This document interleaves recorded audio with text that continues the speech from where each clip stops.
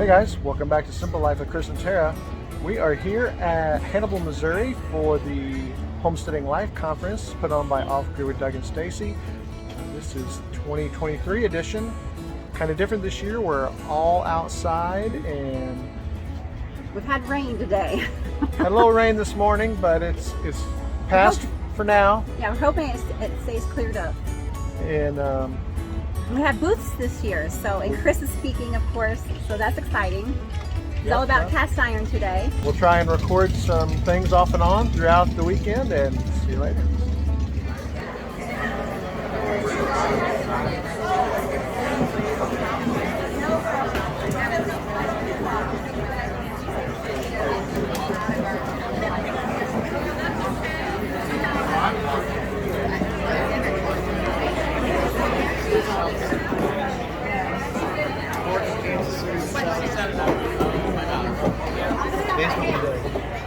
You can't hear me, can you?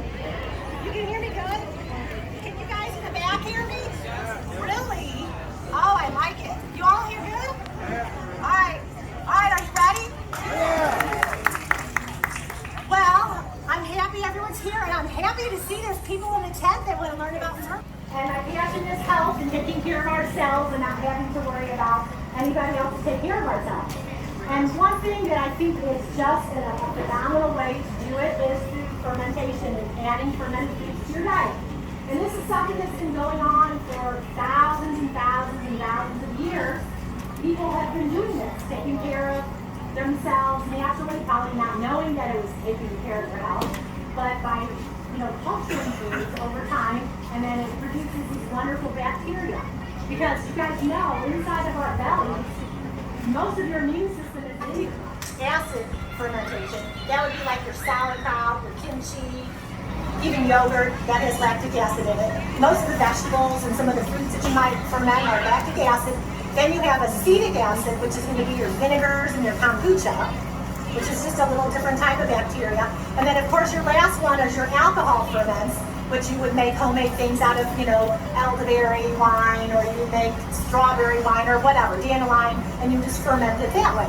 So you have the three types of fermentation. So today I'm specifically going to talk about the lactic acid fermentation. And it's going to... So here is some of Chris's cast iron that he brought with him today to the Homesteading Life Conference. He's already sold some pieces.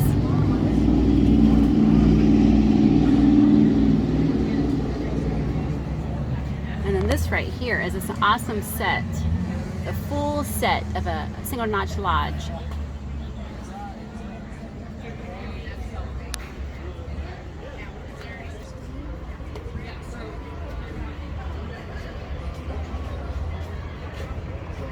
Yes. Do you have to sterilize everything?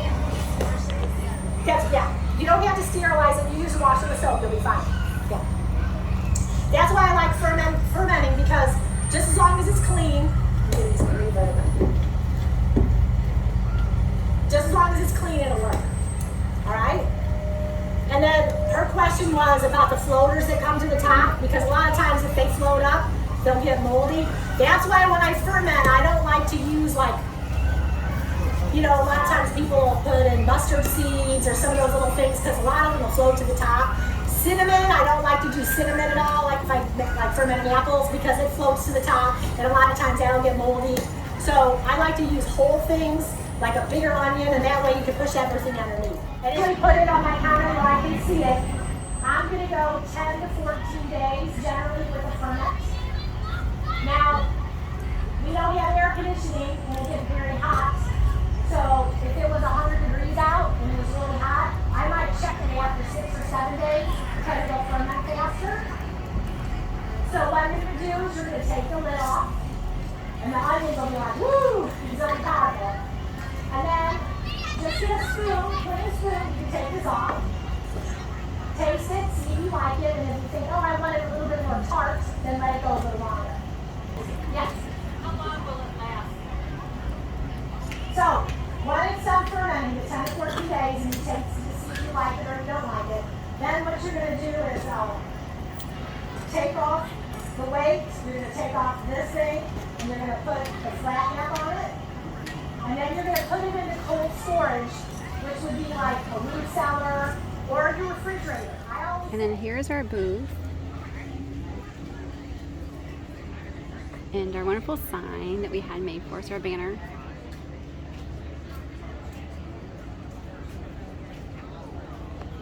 And then Cassie, of course, has all of her little crafts and creations that she does. She does such a good job at crocheting all these items. She even made cast iron skillet holders for the handles, which those are awesome.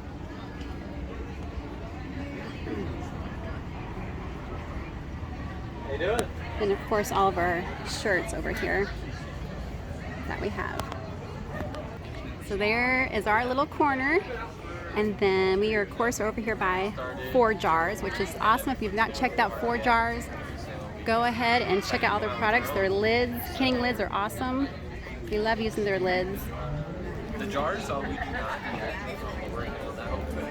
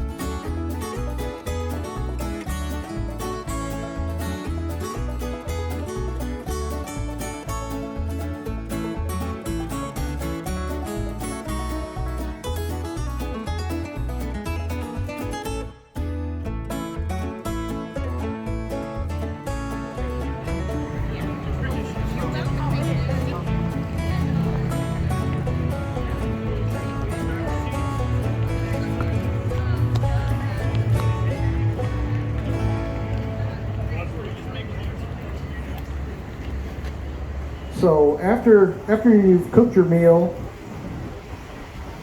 and it's time to clean it, and that's the other big thing is when you're done cooking and you're done eating, and it's cooled off enough that you can handle it. It's good enough. You can clean it. Then you don't want to just leave it sit on the stove or in the sink for a couple of days waiting on you. So it's best just to clean it. And I know a lot of people are told, don't use soap, don't use soap. And I didn't bring the oldest, which would be a spider. So what a spider is, it would have 3 legs on the bottom. And this would have went in the coals and kept it up off the coals. Now those can go back to 1700s. But the kind you're most likely to possibly find being old would be what's called a gate marked pan. So if you see it, it looks like it has a big scar across it. And that comes from when they would pour it in the mold. That's where they would pour in all the iron, and this was the scar. All right, well, thanks, guys. Hope you had a good time.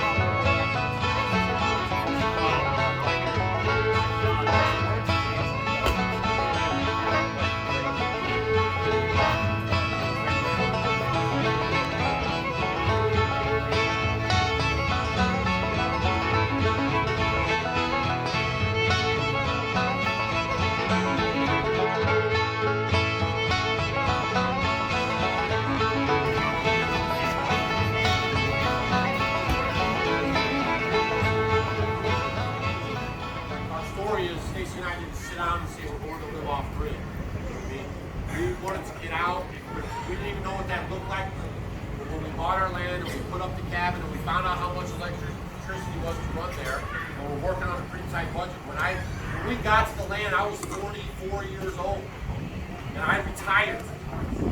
Like, I'm never working again is in my mind. Like, I'm staying on this property, I'm feeding myself, I'm going to learn. You're working harder than you've ever did. I said, I'll tell you a similar story to go off what you just said. We got to our land, and it was like, well, what's it going to cost for us to get like this where we're at? And they come around and they're like, okay, we're going to need a path for your property that's now going to become our property. And we're going to have this fee and that fee. And we're like, you know what? I think we're good. I think we'll just stick with what we got. And they're like, what? What do you mean? So, what do you got? I'm like, nothing. That's another reason why we didn't do it well, because they had just came out with registering your well with the DNR. And I'm like, why do I want to do that? What's the benefit? None. They tried to say some guys were putting in stinky wells. They're going to look out for you. It's always the babysitter. That's exactly what we did too. When Yeah. we started ours, we bought our property in 14 and Can't see it from here.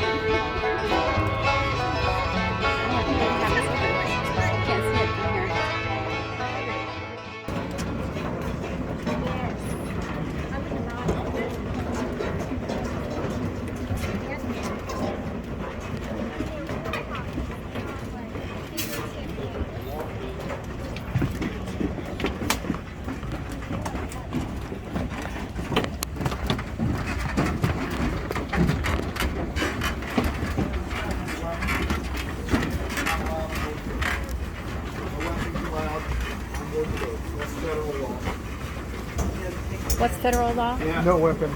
Oh.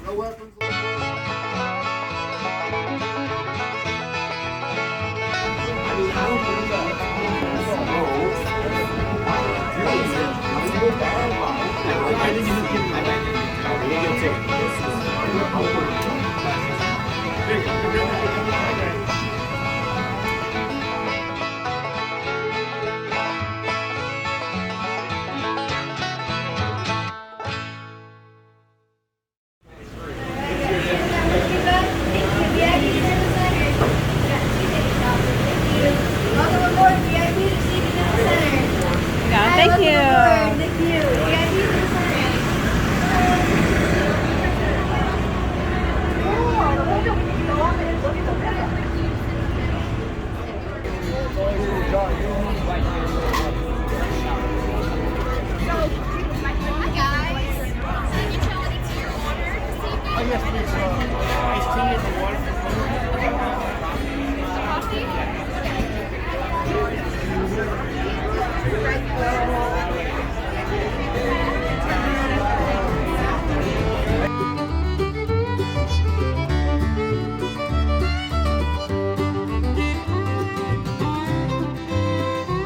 Not enough fat on there to sustain you.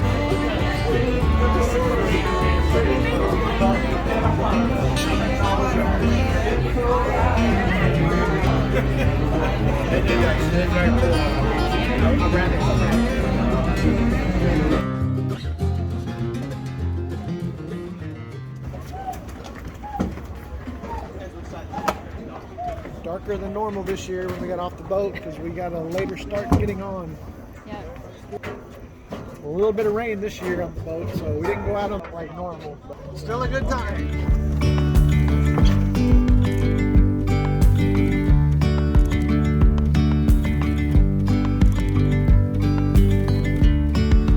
Yesterday there was sun and there was rain, beauty in the mundane. And as the light startled our eyes, we let go of disguise.